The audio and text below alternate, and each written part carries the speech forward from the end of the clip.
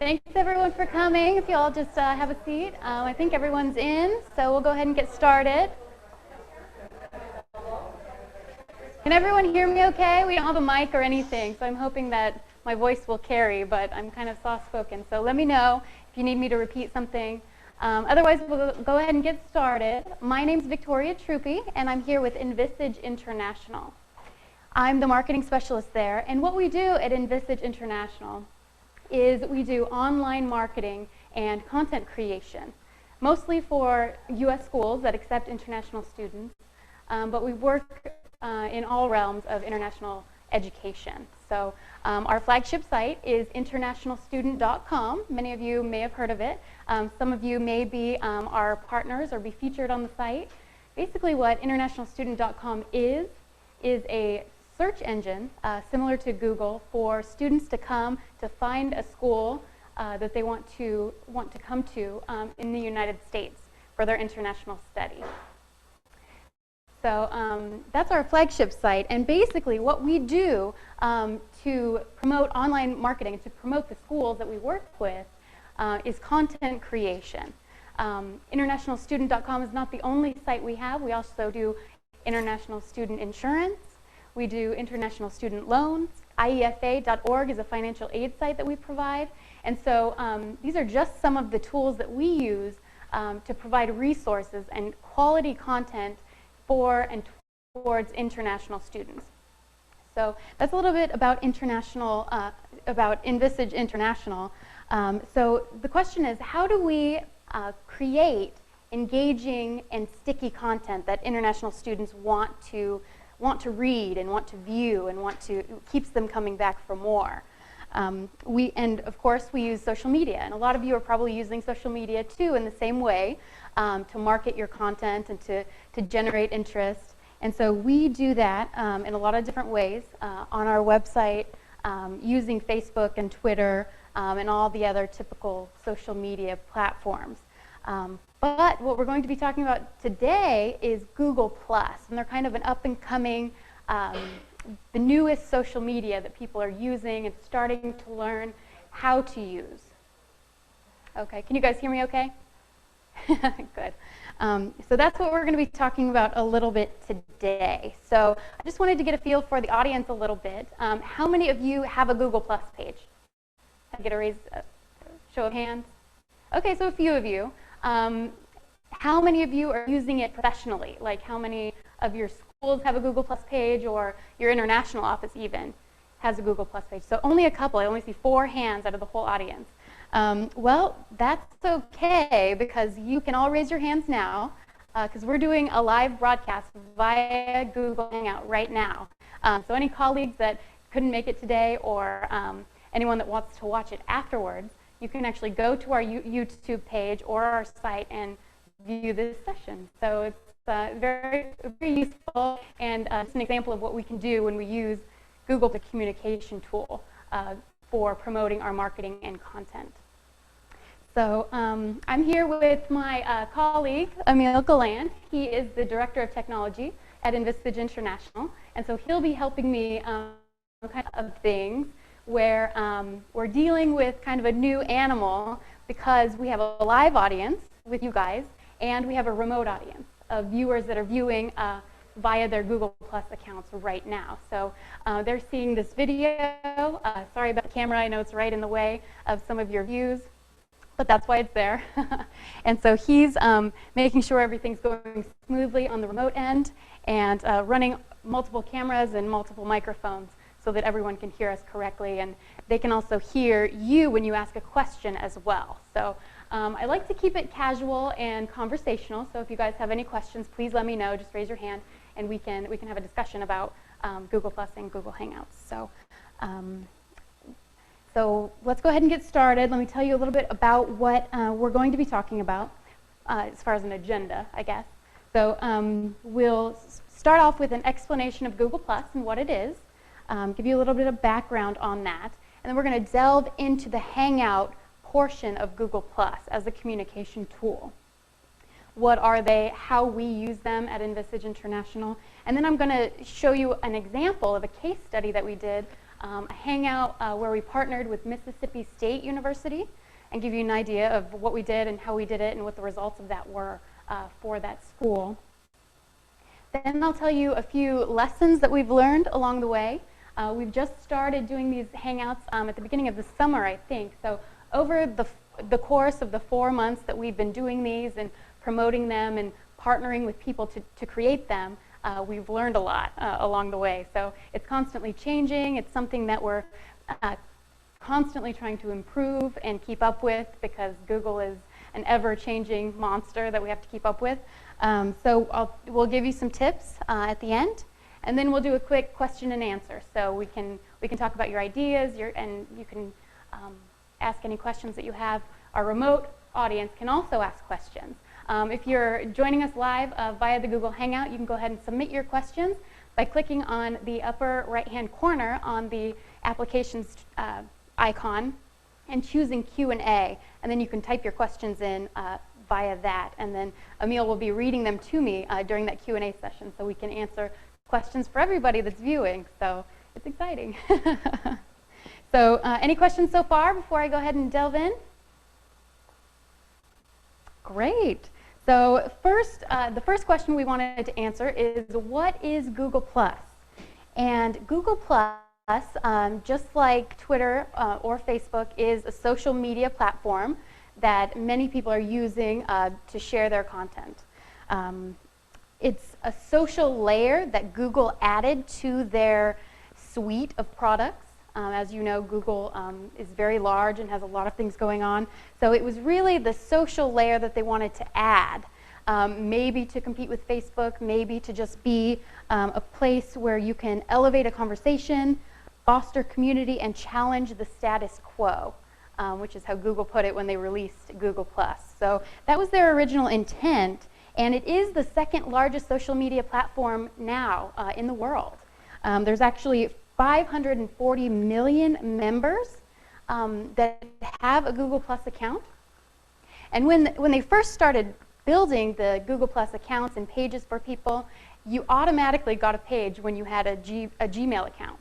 So that meant everyone with a Gmail account actually has a Google+ page as it is. But so if you want to count active users, because not everyone with a Gmail is using their Google+ page, right? So that's about 300 million active viewers on Google+ right now. So that's still well behind Facebook users. So they're not catching up, they're not taking over Facebook, they're not replacing it in any sort of way, like a lot of people thought they were trying to do. And so that never really happened, and really Google+ has taken a completely different direction in social media than Facebook or Twitter. When the senior vice president, Vic Gundotra, I can never pronounce his name, he's the vice president that really put Google+ profiles into the works and really built it. He actually resigned about 6 months or a little bit longer ago. He resigned of family reasons, and everyone was thinking, oh my gosh, they're going to kill Google+ because it hasn't caught up to Facebook, it's not what they wanted it to be. And that's really not the case now that the dust has kind of settled with them, and really Google+ is taking a different direction than Facebook. And really they've been on this path the entire time. Instead of a social media platform for college kids, like Facebook was originally designed for, it's more of a place where people can publish their content. So it's more about publishing, it's more on the industry side of things than it is the personal side of things. And if you'll notice, those of you that use your Google+ page at all, it's less about cute pictures of your kids in Halloween costumes, which we love to see, but it's more about sharing industry publications, articles that you've written that you want to share with your colleagues. Those are the types of things that you're going to see on Google+ that you maybe necessarily wouldn't share with your personal friend group on Facebook. So really, it's a different type of social media that is focused on industry and customers rather than consumers. So this is a great opportunity for international advisors, and we'll go into that a little bit later. So another important thing about Google+, and one of the biggest things that you can think of when you think about online marketing and putting your brand out there as a school, for example, is Google search. So basically, Google+ is Google, and Google is search.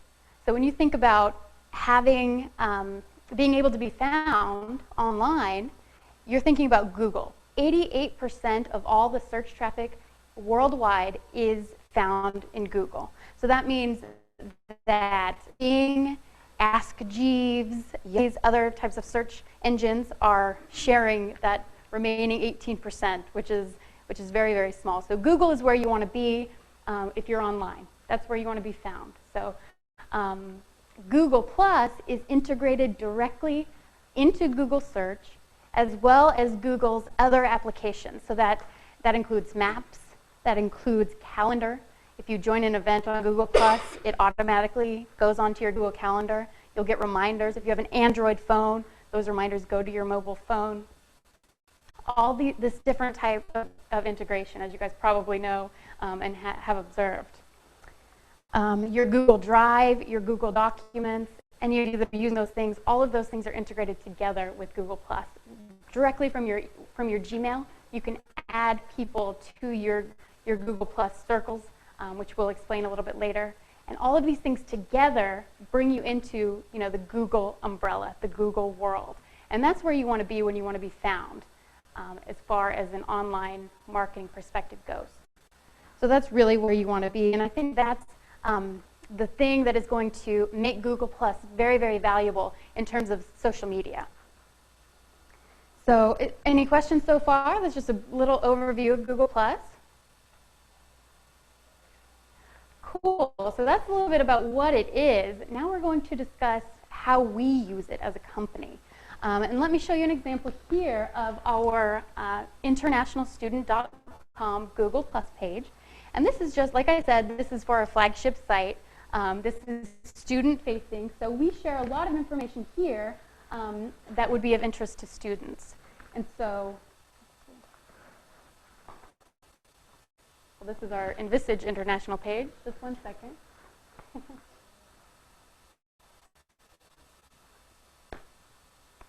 So basically what we, that's okay.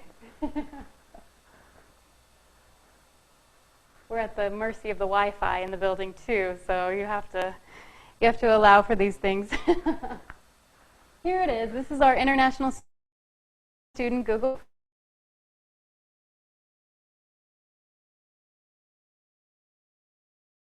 And so some of you probably have a social media strategy in place for your international office or at least your school.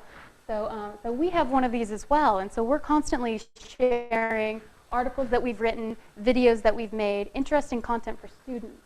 So you can see here what a Google Plus page looks like if you haven't been able to check it out before. Now, one of the big events that we throw on an annual basis is called our International Student Video Contest.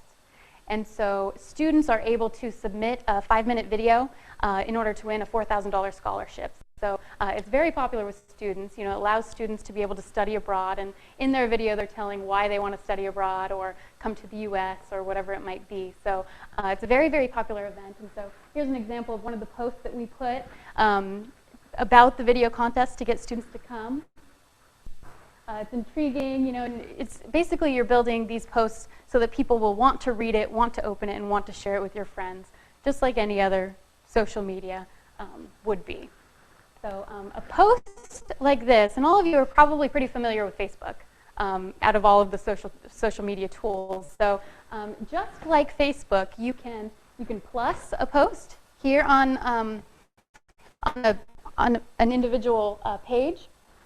Where it says +4, that means that 4 people have plus that post. So you can plus things, it's like liking on Facebook.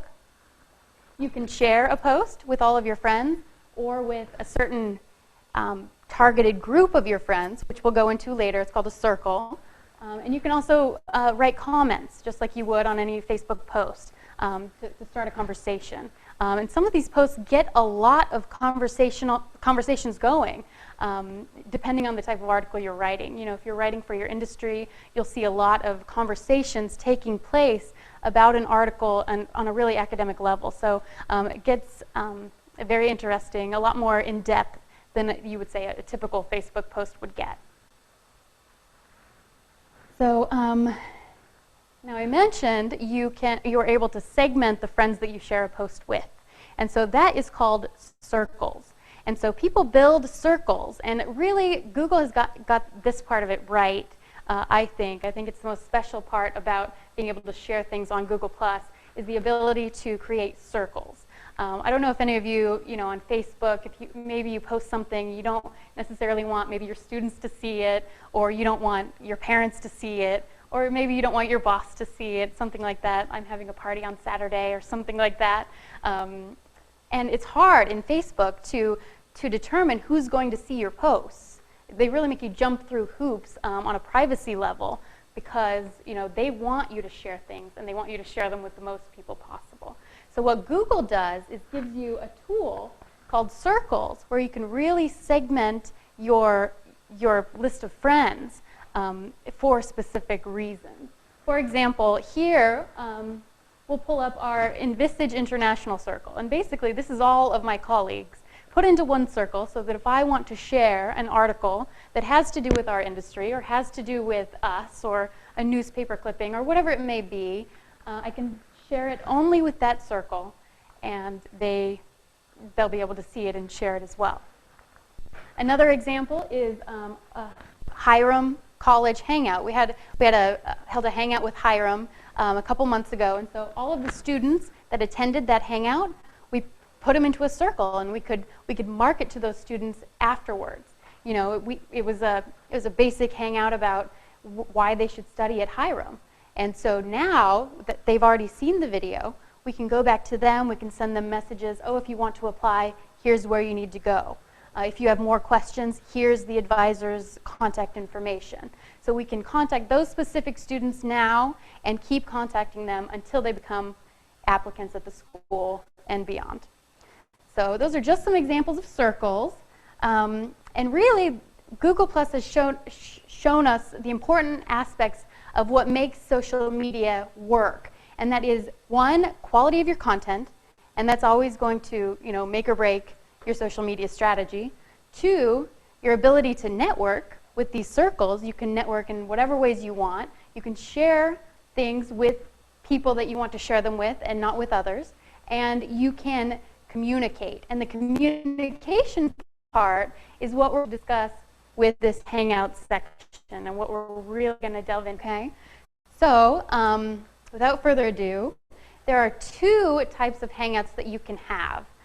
One is a regular video call Hangout, and it's similar to Skype or like a video chat or even like FaceTime on your iPhone.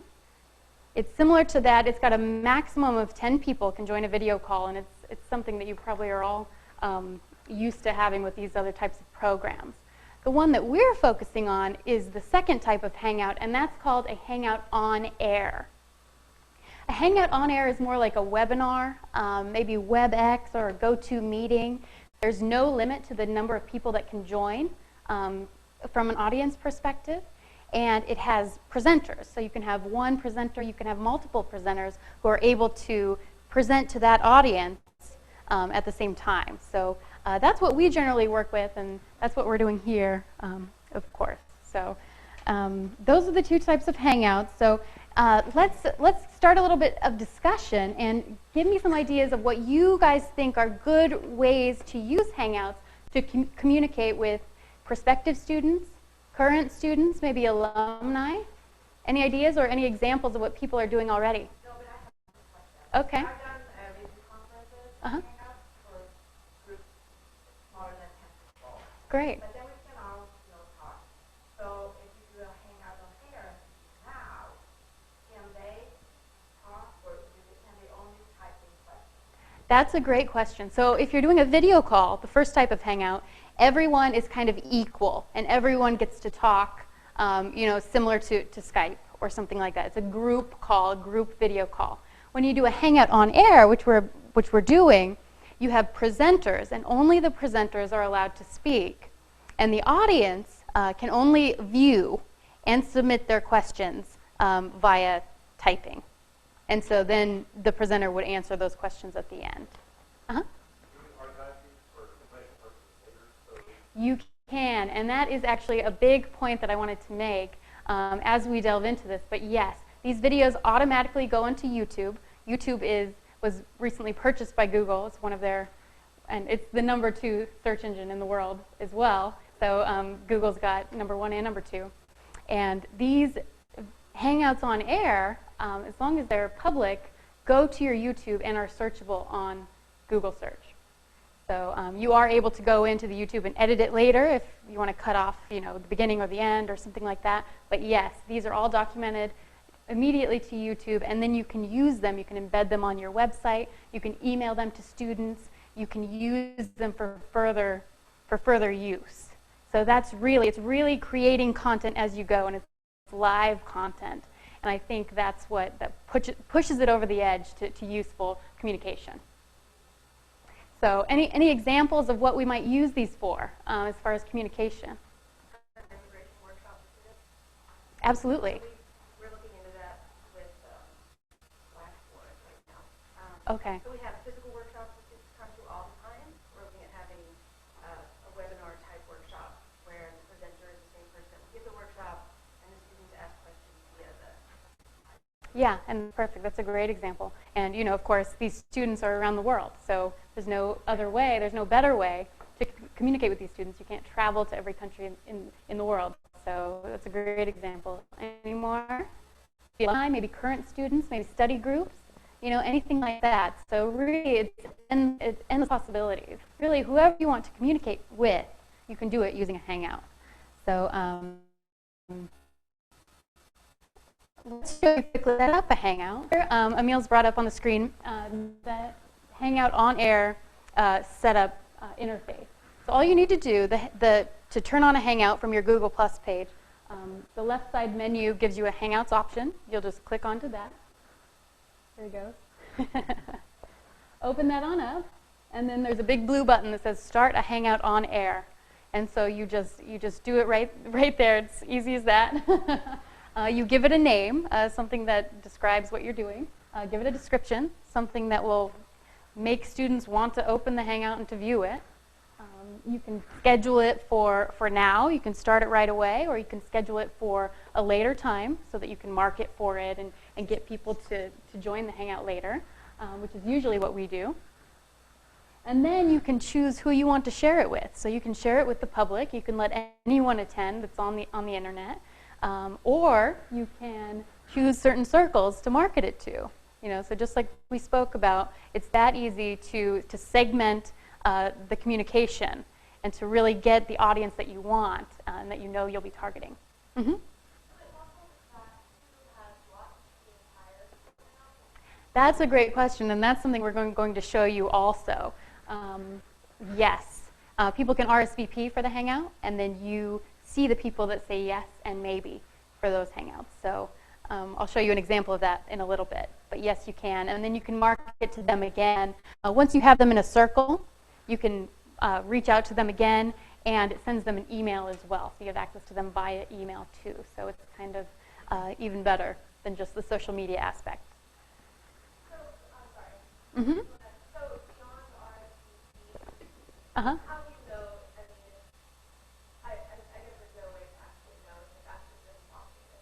Well, we use Google Analytics, and we use different tools to see who's watching that video. So Google Analytics would be the first thing to learn, to see who's on at that time, and then how many people are viewing it after the fact. And a lot of people do view it after the fact because it lives on your Google Plus page and on your YouTube page. So that the number constantly grows. While you're running it, there is no way to see a tally of the actual names, but you do have a counter in your live Hangout view of how many viewers are doing it, and then later on you have more advanced analytics of what countries and the number, how long they viewed for by average. So you get some, but not an exact tally like web meetings or like that. Yeah, so the longevity gives it a little bit more time to be usable and to find out how useful it is, I guess, too. So, did you have a question? Oh, I thought I saw a hand. Okay, so now we've showed you how to set one up. Very, very simple. So let's go ahead and give you an example of what we've done. And I mentioned earlier that we partnered with Mississippi State University, and they were looking to recruit more students. They were working with us on internationalstudent.com to find students that were looking for a college like that, and we're really wanting to see a spike in their inquiries. So we discussed some different options, and we said, hey, what about a Google Hangout? And so Karen Lee, I'm not sure if any of you know her, the director of international studies over there at Mississippi State, she said, well, I don't really have a lot of time, you know, I'm not familiar with the technology, etc. And we said, well, that's okay. We can do the entire thing from our office remotely, and then all you'll have to do is give the presentation and answer the questions. So she said, okay, well, we'll try it. So we did this, and we marketed it to our newsletter of about 500,000 people. We put it on our other social media channels. We marketed it obviously on Google+. We put the word out there to our large network and across our sites to get those international students to come and view it, so that Mississippi State could get in front of these students to plead their case. Right? So what we did, we sent Karen a little laptop, a little Chromebook, very light, very easy to send and mail back and forth. We sent her a couple earpieces and 2 microphones, so that all she had to do was open up the laptop, join us on the Hangout, and then give her presentation, just like she was in front of students on a recruiting trip, for example. So we went ahead and did that. And it turned out to be a really huge success for her. And we're going to go ahead and show you a clip of the video. It's about 6 minutes long. It's just an excerpt of what we did on the Hangout, and just to give you an idea about what it's like to do it. What we're going to do is we're going to actually show you the live Hangout.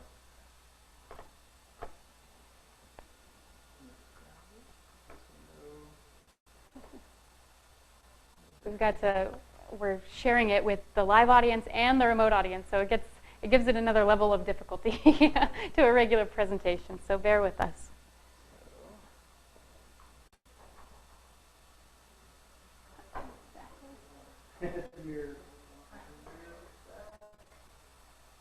Well, it won't really matter when we're speaking.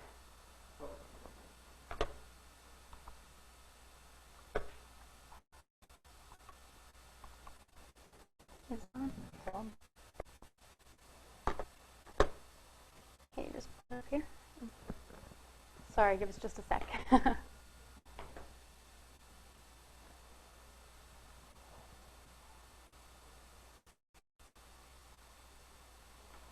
Just take it out of the VMix and play it. We'll get that running, and then we'll play it in just a minute. But anyway, let me go into what results came from this Hangout that we did with Mississippi State. Mississippi State received about, well, we were shooting for about between 150 to 300 wanted to attend the Hangout to give Mississippi State the number of inquiries that they wanted. So we ended up with 290 yes RSVPs to this Hangout, and 46 maybes, or we will watch later, is what we chalked that up to. During the 5-day period that we were marketing for the Hangout, Mississippi State received 70 plus warm, ready to get more information inquiries through their profile page on internationalstudent.com.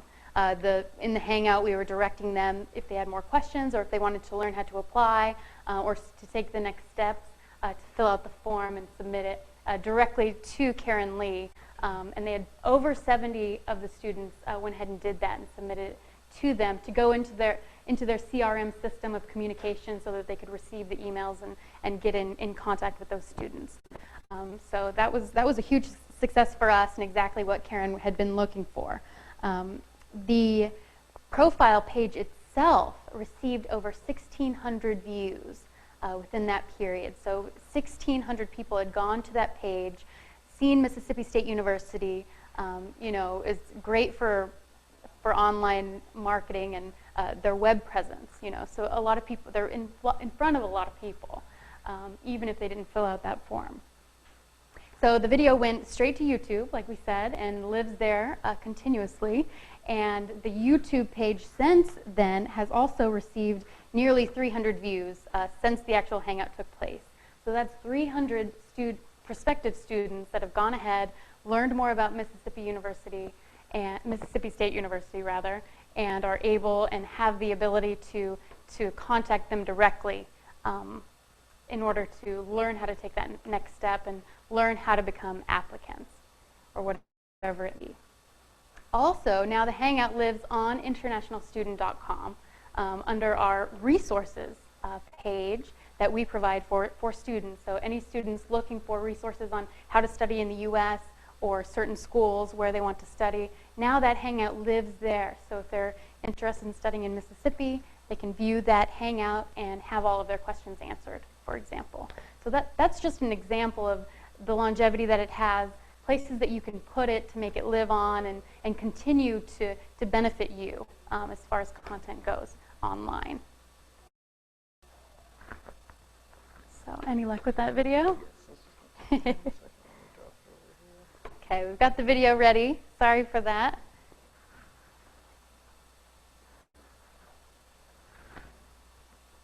It's about 6 minutes. Not too long, but try not to put anyone to sleep right after lunch. The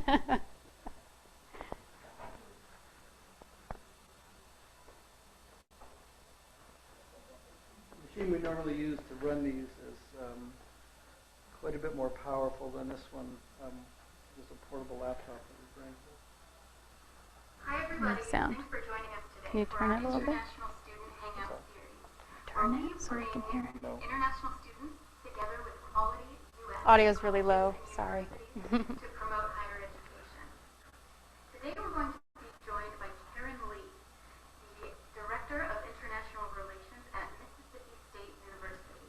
We'll also be joined by Nandita Gupta, an international student at Mississippi State University from India. Karen will be introducing Mississippi State University, and Nandita will tell you a little bit more about her experience there and why it's a great place for international students. Well, hello everyone. My name is Karen Lee, and I'm really excited to talk to you a little bit about Mississippi State University. But really, before I do that, I introduce Nandita Gupta. He's one of our international students, and will be joining us today. Nandita, tell us a little bit about yourself and where you're from. I'm like Victoria said earlier that I'm from India. I'm from a town called Pune in Maharashtra, and I'm studying electrical engineering at State. Whoa, electrical. Karen is so fun. About Mississippi first, because you know what, Mississippi is much more than a river. The first thing I learned about Mississippi was, yep, it's a river, but yeah, There's so much more to it. yeah, it's a state too, right? Yeah. But seriously, Mississippi offers so much. Did you guys know that some of the most famous writers are from Mississippi? For example, who do we have? We've got John Grisham, and he was a really famous alumni from Mississippi State, and we have an entire big group that is That's right, in the library. I heard about that. It's called the John Grisham Room. But what's important to you is we offer some of the majors that are important to you. We have over 80 of them. And the one thing that I really want you to take away from this Google Hangout is that Mississippi State offers you the scholarship opportunities as we do to our American students. So if you have a decent, at least 3.0 GPA, and you do pretty good in the SAT or ACT, you have a really good chance to get a reduced rate to come to Mississippi State to study, and that's a great thing. Sure. This is during the Holi celebration last year. So a lot of my friends who will be watching this hangout were. What's Holi? Holi is the festival of colors that comes around March. And what country is that from? It's from India. Oh. India. Mm-hmm. But it's a lot of fun. Like we got permission to play with colors, and so it was a dry Holi. So no mixing the colors with water because it would make really huge international population. And when you can think of a lot of international students, that means a lot of culture, a lot of awesome food, and a lot of interaction. Food is great. Food is great. So this, I think, was taken at a Nepali night organized by the Nepali Student Association. International Fiesta. Every spring we have a huge festival right here on campus, and this is, I think, when all of the International Student Association kind of showcase everything. Yeah. And I think you can basically eat your way from one end of the world to the other. And I think a lot of them hand out. So That's right. It's a way for you to learn more about, your culture and even others. Mm-hmm. This, I think, was at the Iranian night. I think we're looking at a picture of the Iranian New Year. So even though you're not from here, this place has become a home for you. So like I call it my home away from home. So it's, when anyone asks me, like if I've visited other states in the country and I go there and talk to different people and they ask me, hey, where are you from? And it's so instinctive that they say, oh, I'm from Mississippi. And yeah, actually, I am from India. But even though this is like home for me now.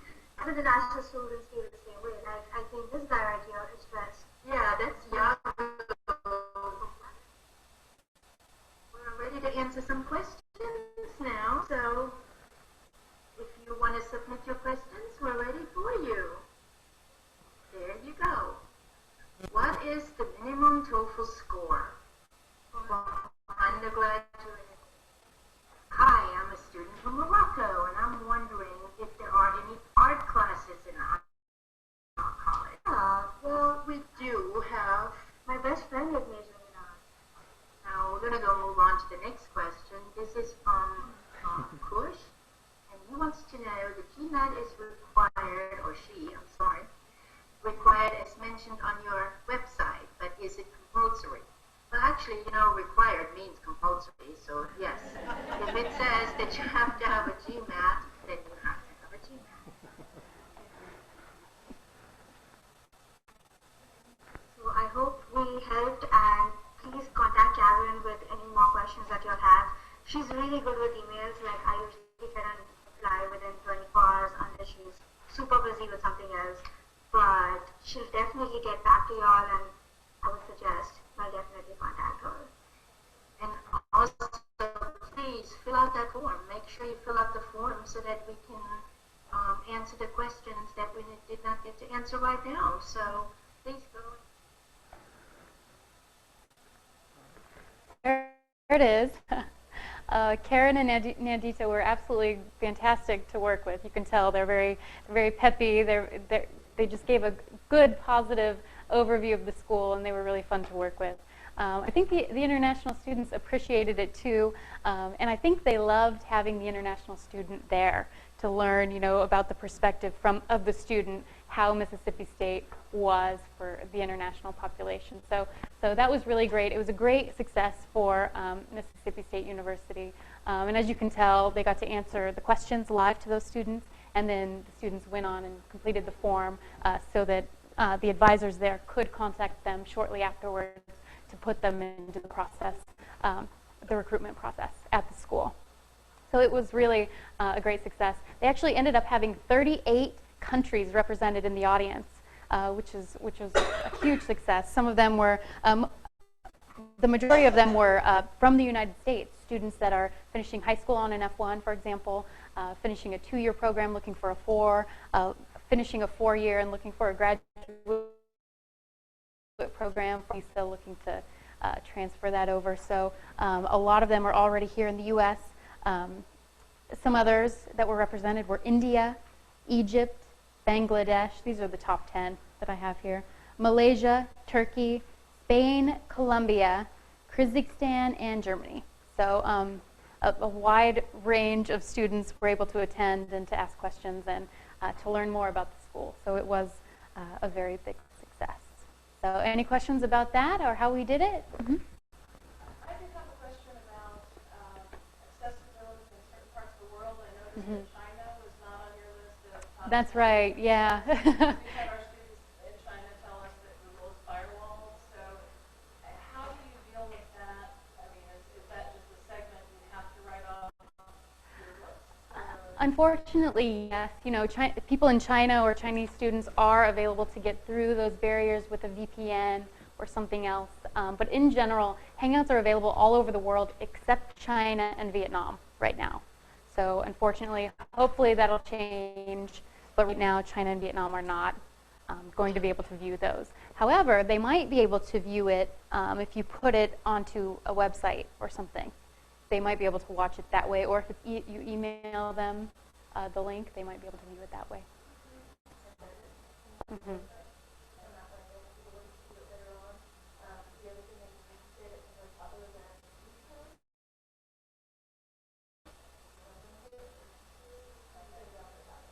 Exactly. You can share it, you know, via other social media channels, whatever it might be. You can share that video. It doesn't have to stay on Google specifically. So you can target them in other ways. Any other questions? And the transitions and the images for that, was that all edited in after the fact? The transitions were for this just because we were taking parts and pieces. We didn't want it to look like it was really choppy, just to give you guys an idea of what the transition was during the Hangout. So we had an introduction. I introduced it from our studio back in the office.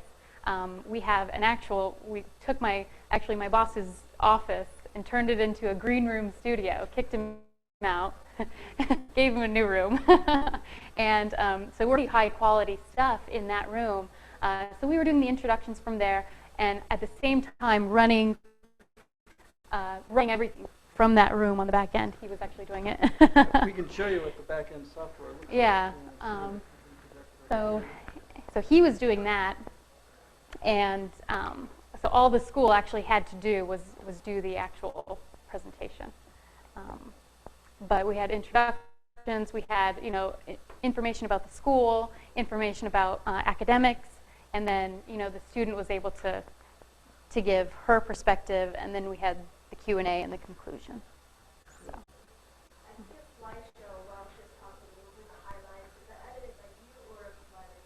The slideshow portion of it, and that's a good point, the slideshow portion of it was actually live during the Hangout. Karen sent us the slides that she wanted to show and told us when she wanted us to show them, and we did that all on the back end too. So those slides were actually in there. So that's very useful, and it brings it to a new level, I think, a little bit higher quality. Any other questions before we move on about the case study? What we have left is just kind of giving you an idea of the lessons we've learned so far, dealing with Google Hangouts and some of the best practices that we've come up with. Even though, you know, it's a new thing, it's been really useful for us. And we use Hangouts, like I said, in all aspects of our business unit. We do that. We build them in the studio as live Hangouts, and then we put them on our website. And we've been doing it for about 4 months. So in that time, we've learned, number one, having a tech person there that knows what he's doing is invaluable. Now, that's not to say that doing a Hangout on your own is hard, because anyone can do it. As you saw, the setup for it is extremely easy. But getting 300 students from around the world takes a lot of marketing power, and doing it, you know, inserting the slides and making sure there's microphones and lighting and all that stuff takes, you know, a person with some knowledge. So we've tried to take it to the next level by having, you know, a tech team to help us and help us set it up correctly, and we help the schools on that level as well. Microphones and lighting, you know, audio and visual, it's things that you don't really think about. And if you're doing a Hangout, for example, just on your computer with a webcam, that's okay. But if you're trying to get something that's a little bit higher quality, you want to make sure the lighting, you know, is not casting a shadow over you. You don't want it to be too dark. You want to consider, you know, the contrast between your background and what you're wearing. All these things are taken into consideration. A lot of things, it's like showbiz almost. So those are important things. Microphones is important. You can probably see I have a little lav mic on my hip so that the remote audience can hear me. Otherwise, we could also use like a webcam microphone or something else, but we found that the lav mic works the best, especially if we have a live audience like this, and if you're not the only noise in the room, then it's harder to hear for the remote audience. So that's an important thing that we've learned. Camera angle is also important. We have done Hangouts using just the camera on your laptop, and it works. But people don't always like looking up your nose, for example. So we've learned that having the camera up at least eye level or looking down, pointed a little bit down at you at a small angle is a little bit better, a little bit more quality, if you will. And we've experimented with a bunch of different cameras. This is what we were using originally, and it gives good quality, and it has a microphone built in. So you can use something like that, especially if you're in your office, broadcasting to students. But if you've got more people in the room, we suggest, like I said, the lav mic and maybe a higher quality camera, an HD camera. But you don't have to. It's really whatever you're comfortable with and whatever level you're comfortable with broadcasting. Lastly, if you're thinking about scheduling a Hangout for a international population, you want to consider the time differences. You wouldn't want to do, for example, an Australia-focused Hangout at noon because they're all going to be asleep. So that's something you really want to consider. And that's basically all we have for best practices. Have any of you toyed with it and come up with anything? Mm-hmm. I started playing with it this year, and I'm by no means great at it. The camera angle is important. Also making sure what you have playing to is important. Yes. Because a lot of us don't think about that, and then you see it play back to you, or you have somebody on the other side who says, "What's that behind me?" It's just something that you really want to think about, particularly if you're marketing your university. You want to make sure that you have something university related, which they did sort of with the Mississippi State, but it was kind of hard to do. It's harder to see, exactly. Yeah, and you don't want things that are distracting. I've done it more on the Skype version than this version. Uh-huh. But we did a lot with our incoming students, with talking to them and answering their questions. We also had parents in the room, which was great because the parents actually got to see it, and they could ask questions as well, And the feedback that I got afterwards was the parents felt really good about it because they had a face. Mm-hmm. I do a lot with our Facebook site, so they always know that I've been talking to their students, but like we hang out, they can see me. And the parents think that makes it feel better that they could actually met me virtually. But it was really good. I've done it to a room of up to 50 students or incoming students along with the parents. So it was really positive, and I thought it was a really good experience because I got to meet them before they arrived and answer questions about transportation to the university. How do I go about getting my graduate assistantship? Just a lot of different questions for staff. Yeah, that's a great example. And that's something I talk with schools all the time about what they can do, with this communication tool. And talking to parents is a huge one. Parents want to know where their schools are going, where their students are going to school, rather. So it's a huge step towards that personal touch. Just like many of you recruiters, fly to these different countries to meet students face to face, to grab their attention and to get them to choose your school over the other 4,000 schools in the U.S. So this really also gives you an ability to get in front of those students, give them, let them see your face, and to kind of like Karen and Nandita, to be really personable with them and to really engage their interests. How do you guys go about screening the question? Like, if it's live, there might be some questions that you may not So how did you guys go about that? Since she was in her office and you guys were dealing with her back end. That's a great question, too. And we did receive, students can submit their questions throughout the presentation, even before. So if you turn on the application prior to the actual broadcast. So we answered questions for a good 30 minutes for Mississippi State University. And we were actually feeding the questions to her. So we had the ability to filter them and take out, the ones that weren't really questions or repetitive questions that we thought had already been answered. So we were sending those. It's hard to explain, but can you show that Hangout screen one more time? I want to have him give you an example, because when the questions pop up on the right-hand side, you can actually click a button to select that question, and then it marks it in the video where that question is being answered, which is really cool, because if you watch the video later on YouTube, you can click to that specific question and watch the portion that you want. So it's really, really neat. And so we would select the question to be answered. Karen would read it out loud and then answer the question. And then in the meantime, we would have chosen the next question for her that she could just read out loud and then answer.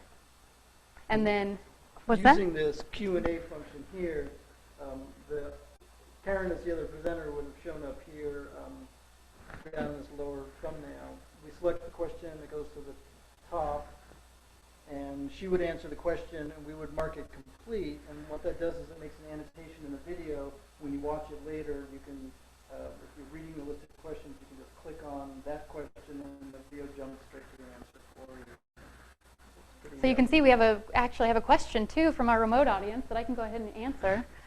It was, why are Google Hangouts, why are they better than using WebEx or GoToMeeting or anything like that? Well, number one, they're free. You pay for GoToMeeting, you pay for WebEx, access to those online meeting tools, those group, where you're able to speak to an entire group of people. Hangouts are completely free. So that's the number one reason. What else do you think? The low bar of entry for tech. Anyone that can watch a YouTube video can watch a Hangout. You don't have to sign up for it. You don't have to. Cell phones, almost all of our cell phones can handle it. It's the lowest bar of any video conferencing or really any video playback service out there. No one's got a better sort of handle on how to stream video to the consumer. Exactly, and then of course the longevity, embedded on your website. Email it to your students, whatever it may be. Something you can keep. Put it on Facebook. Exactly.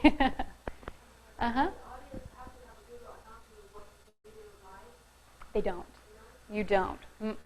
They actually, months ago, you used to have a Google account, but now anyone can view a Hangout.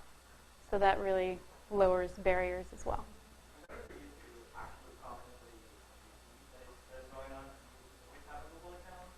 Nope. Anyone can submit a question. No, actually, I think that has changed now. There used to be, they've added that in as a feature. They literally are changing features every week. Every time we start a new Hangout, there's something new to play with. They just added an applause feature.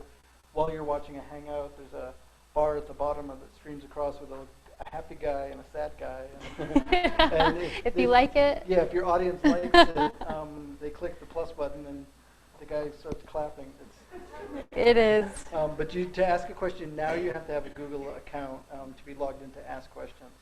And I did not know that. That is brand new. And that's something else we should add to our best practices, is that practice, practice, practice. And just because something is one way one day doesn't mean that it will be the next day. Google is really working on this constantly, and honestly, it changes every single day. I was working on this morning to make sure we had everything up and running, and there was a feature that popped up that was completely different from last week when I actually did one of these same seminars. So it's constantly changing. So don't be surprised if the screen doesn't look the exact same as it did, in our presentation.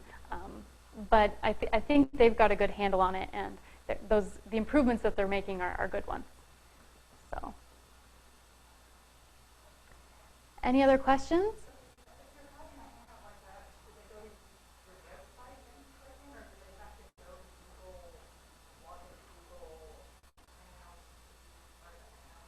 So There's different ways. What people generally do is go to the event page, which is hosted on Google+, and they can view from there, or join the Hangout there and view it live, or view the video after the fact. No, anyone can view it. So as long as you have the link, you would be able to access that event page. But if the Hangout is embedded on your website, for example, they wouldn't have to set foot on Google+. They could just, right, exactly. And then if you wanted it on your website, you would embed it in the code, and it would just play it right from there. Here's an example. We're a little on the slow side for bandwidth, but this is embedded directly into our website. The real Hangout. You can put it onto Facebook. You can literally drop it onto any website. It uses the same embed code as any other YouTube video. To get more of the features of the real Hangout, like the Q&A, you do have to go to the Hangout window to view it, but you can view it and launch it just about anywhere that you can watch a YouTube video. Yeah, as long as you have internet access, you'd be able to watch that video. So, so it can be anywhere you want it to be, and not just on Google. So that really wraps up what we had prepared.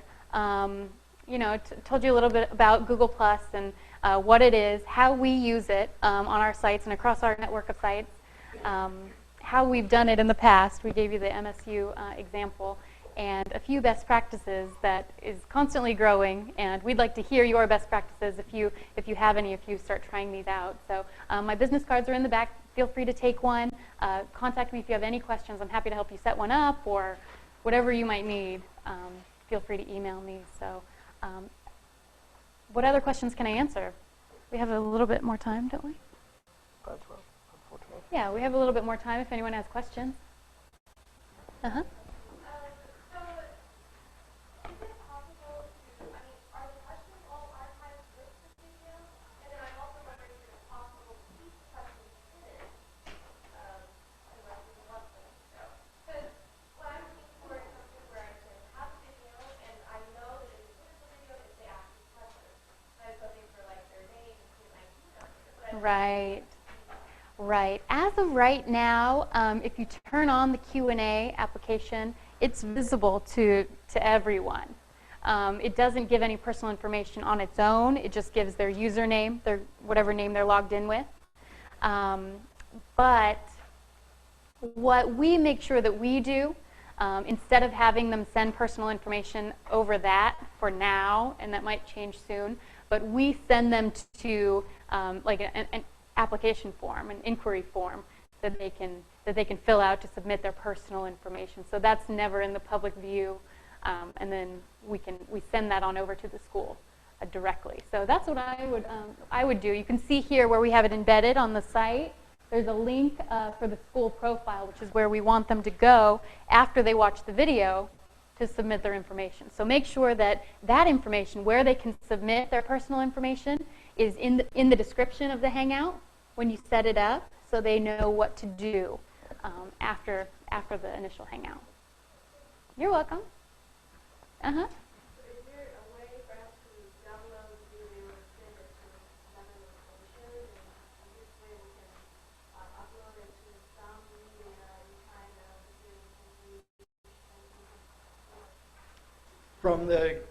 from your YouTube channel manager, you can download an MP4 and whatever definition you need, and then it's yours. You can do whatever you want with it at that point.